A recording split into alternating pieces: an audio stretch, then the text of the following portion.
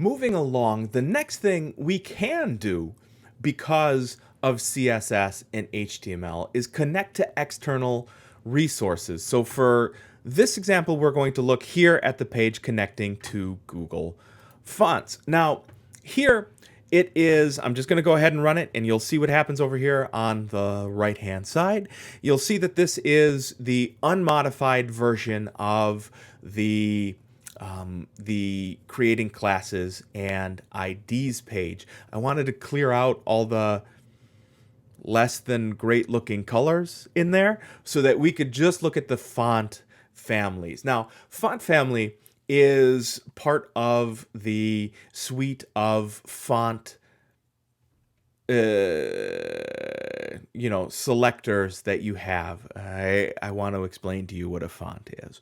So you know that when you are doing a paper for a research paper, for example, for a literature class or a speech class, you know that Times New Roman 12 is probably what Word is going to give you if you just start typing in an open document. But you also know that if you switch to Arial, for example, you can fit fewer words on a line because Arial's font is bigger than Times New Roman. The fewer words you fit on a line, the fewer lines of text you have to make, and the easier it is for you to hit that 5-page minimum. Every instructor was a teacher, or every teacher rather was a student, and we know the bull crap you do when it comes to messing with page sizes. So all of that being said, a font face, a font family is how that text is going to be displayed in your web page. Now, there's a few that are baked into HTML. You saw the previous example, we had cursive, for example, and that didn't look very cursive to me, and it probably won't look very cursive to you. The challenge is we don't want to let HTML, we don't want to let CSS become too big and bloated and unruly.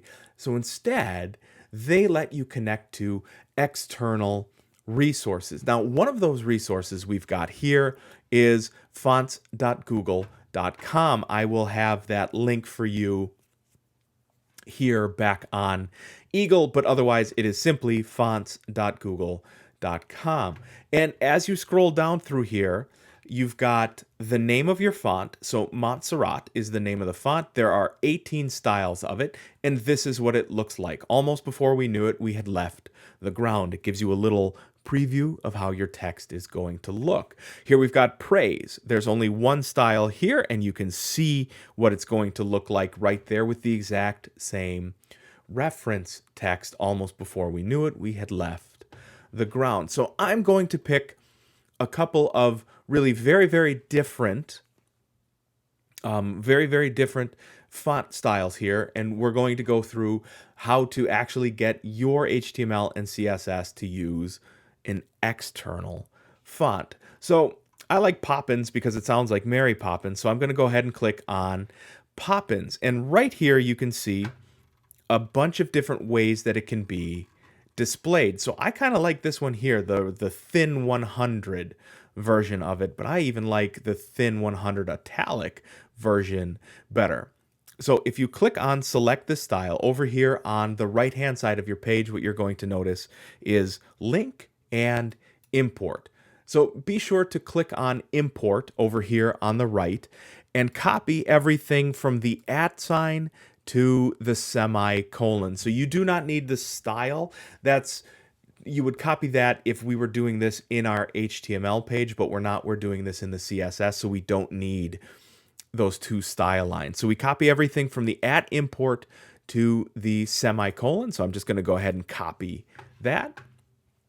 Now back here at our page, creating classes and IDs, but really what this is adding Google Fonts. Over in my style.css I'm just going to go ahead and add those back in. On my very first line number 1 or 2, it doesn't matter, someplace in there, you're going to paste that @import statement in here.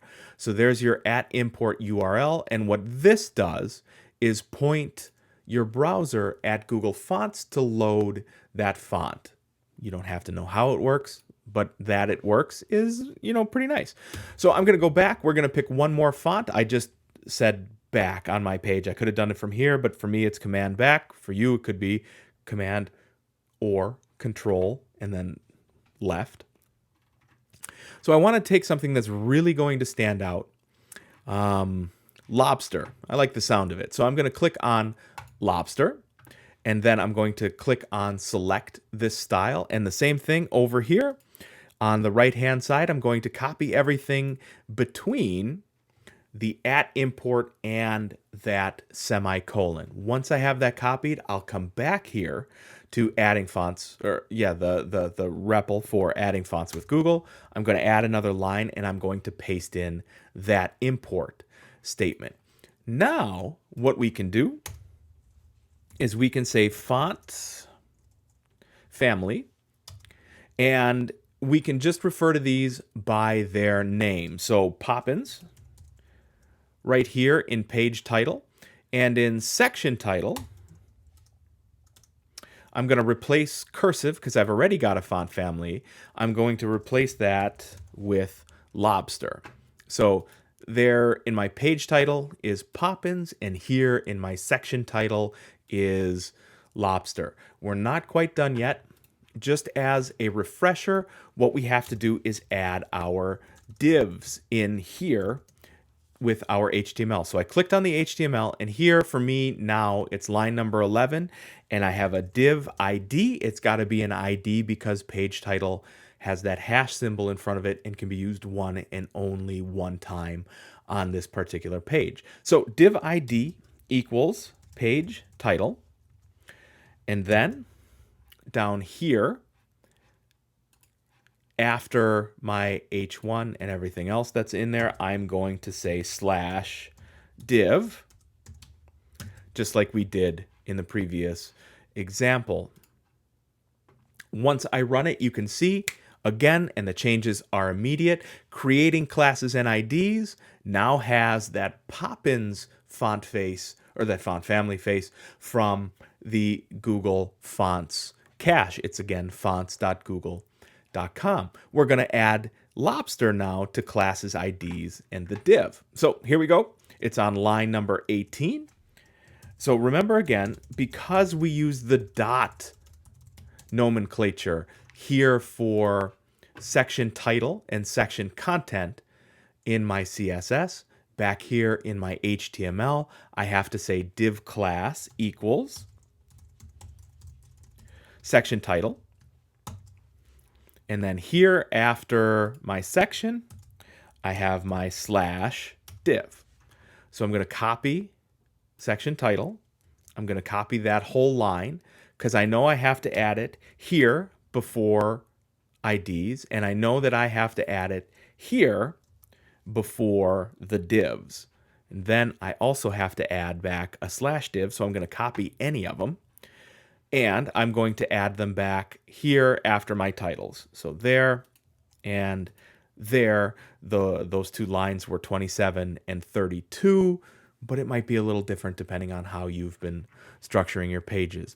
So once I hit run, you can see class ID, the div, it now has Lobster as its font family as well. So the big takeaway here is we don't even need to rely exclusively on HTML. We don't need to rely exclusively on CSS. We can actually go out and add more functionality to our pages. For this exercise or for this experience, all we're going to be adding externally is going to be a font from fonts.google.com. I really think that this is a fantastic way to make your pages look great. Now, I did not spend time looking for really good looking fonts, but here, the dancing script, that looks, if you were making a page that has to look like a greeting card, that could do it for you. If we scroll all the way up, it's here, it's called Roboto, that is Google's default font. This is how, if you have an Android phone, this is how that looks, because your Android phone is actually using the Google font library to get that all put together. If you come down the Montague slab, that really looks like, engraver's text. So if that's what the web page you were putting together wanted to look like, that would make it, themed and look good. And fonts are a great and a very, very simple way to actually add some good style back to a page that really otherwise was essentially just black and white.